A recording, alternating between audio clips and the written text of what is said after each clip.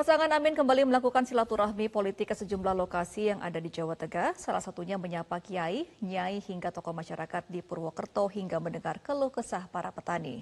Dan untuk mengetahui informasi selengkapnya, kita sudah tersambung dengan jurnalis Metro TV Rona Marina dan juru kamera Muhammad Zuhal dari Cilacap, Jawa Tengah. Rona, selamat pagi.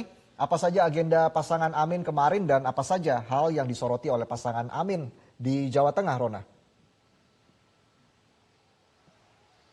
Ya, baik Reza dan Gemma, memang pasangan Amin sedari kemarin ini sudah melaksanakan tur Jawa Tengah dengan agenda bersilaturahmi kepada para kiai, nyai, tokoh masyarakat, hingga tokoh adat begitu. Dan pasangan Amin ini juga menekankan beberapa topik, diantaranya adalah soal ketimpangan, di mana ketimpangan di Jawa Tengah ini juga masih sangat banyak, yakni ketimpangan-ketimpangan baik itu di bidang pendidikan, di bidang ekonomi, dan juga ketimpangan soal kemiskinan. Contohnya saja adalah ketimpangan soal kemiskinan yang mana angkanya hingga saat ini berada di angka 10,77% dan ini setara dengan 3,97 juta penduduk yang ada di Jawa Tengah dari total keseluruhan yang masih merasakan ekonomi di bawah rata-rata. Dan ini memang lebih tinggi rasionya dibanding rasio kemiskinan se-Jawa dan Bali. Dan memang Provinsi Jawa Tengah ini juga masih berada di peringkat ke-15 soal kemiskinan yang dari seluruh Indonesia, yang mana Indonesia memiliki 34 provinsi begitu. Kemudian soal ketimpangan di pendidikan juga masih banyak juga guru-guru yang merasakan ketidakberdayaan dan juga akses yang sangat sulit begitu Reza. Dan kemarin juga pasangan Amin ini berdialog dengan para petani, kemudian berdialog juga dengan para relawan di Desa Jingkang, Banyumas, Jawa Tengah. Dan di sana para petani ini mengeluhkan soal pupuk, kemudian kekeringan, dan juga mengeluhkan soal hasil panen mereka yang justru dijual rendah di dalam negeri. Seperti contohnya saja adalah kedelai, di mana kedelai ini dijual sangat rendah, sedangkan Indonesia justru mengimpor kedelai tersebut. Padahal sebetulnya menurut para petani ini hasil panen mereka ini melimpah ruah begitu. Maka dari itu ini hal-hal yang dikeluhkan kepada pasangan Amin kemarin, dan diharapkan apabila nanti pasangan Amin di 2024 ini bisa berlaga, maka dapat membantu keluhan-keluhan masyarakat untuk keluar dari ketimpangan ekonomi dan juga ketimpangan kemiskinan tersebut.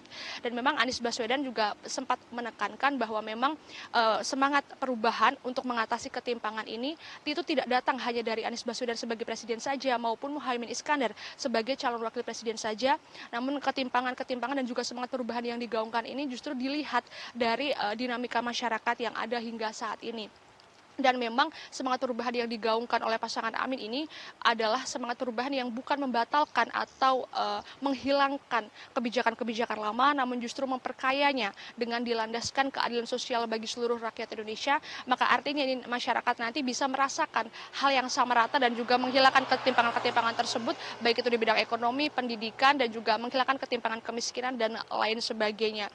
Dan dari hal inilah memang pasangan Amin pasti mendapatkan banyak rintangan dan juga banyak kesulitan, seperti contohnya banyak fitnah terkait dengan pasangan Amin dibilang radikal, kemudian dibilang bid'ah, dibilang dan lain sebagainya. Namun semalam ini Gus Imin menekankan kepada seluruh pendukung Amin ini agar tidak terkecoh dengan hal tersebut dan tidak usah memperdulikan hal yang tidak perlu begitu. Namun Gus Imin juga menekankan kepada para pendukung Amin untuk terus berfokus saja pada pemenangan Amin di pemilu 2024 mendatang. Dan berikut adalah keterangan selengkapnya dari bakal calon wakil presiden 2024 Muhaimin Iskandar. Para kiai semakin banyak, dukungan seluruh kalangan yang berbineka banyak sekali. Tidak lagi kita akan dengar istilah politik aliran. Yang ada adalah politik kesejahteraan. Karena itu berbagai isu itu menunjukkan bahwa semangat kita semakin kuat, semakin tinggi. Berbagai isu terpaan semua bisa kita abaikan.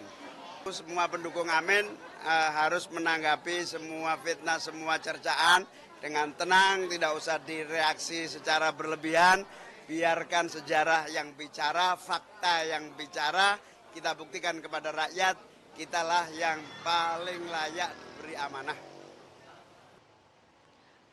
Reza. Iya Rona, adakah bocoran dari Gus Imin terkait dengan agenda hari ini dan apa yang akan disampaikan? Memang terkait dengan apa yang akan disampaikan Gus Imin untuk agenda pada hari ini, karena nanti akan dimulai dari pukul 1 siang agendanya, yakni Maulid Nabi ke sejumlah pondok pesantren yang ada di Purbalingga. maka hingga saat ini kami belum mengetahui secara detailnya apa saja yang akan disampaikan oleh Gus Imin. Namun di beberapa kesempatan ini Gus Imin selain meminta restu, ini juga menceritakan terkait dengan perjalanan politiknya yang saat itu dulu pernah bersama dengan Partai Gerindra di Koalisi Kebangkitan Indonesia Raya, yang mana tidak mendapatkan kepastian selama setahun. Kemudian Gus Imin sempat didesak oleh para pimpinan PKB dan juga Dewan Syuro PKB untuk segera memutuskan akan dibawa ke arah manakah PKB di pemilu 2024 mendatang, hingga akhirnya Gus Imin ini bertemu dengan Ketua Umum Partai Nasdem Surya Paloh, yang akhirnya Gus Imin bersedia untuk menjadi calon wakil presiden untuk Anies Baswedan. Maka ini artinya memang dinamika politik yang ada ini memang sangat cair, dan memang perpindahan antara koalisi satu ke koalisi yang lain, termasuk perpindahan dari partai satu ke partai koalisi yang lain, ini hal yang biasa. Maka dari itu seharusnya memang tidak langsung berkecil hati untuk keluar dari koalisi, namun harus mempertahankan koalisi yang tadinya sudah bahkan dianggap solid oleh masyarakat. Dan seperti kita ketahui bersama bahwa memang Jawa Tengah ini nantinya akan memiliki 30,6 juta pemilih pada pemilu 2024 mendatang, dan Jawa Tengah ini termasuk salah satu provinsi dari 6 provinsi lainnya yang akan menyumbang pemilih dengan jumlah yang sangat banyak begitu. Maka dari itu memang pasangan Amin ini dinilai ideal dan dinilai cocok, karena memang Anies Baswedan menginginkan suara lebih banyak di Jawa Tengah, sedangkan Gus Imin sebagai Ketua Umum PKB dan juga sekaligus sebagai PKB yang tidak bisa terlepas dari NU, ini juga memiliki suara banyak di Jawa Tengah, yakni sudah menjadi partai peringkat kedua. Maka dari itu Gus Imin semalam juga menekankan bahwa PKB setidaknya nanti akan memiliki target sekitar 50% di Jawa Tengah. Sementara demikian, Gemma dan juga Resa kembali ke studio. Baik, Rona Marina, terima kasih atas laporan komprehensifnya langsung dari Cilacap, Jawa Tengah. Selamat bertugas kembali.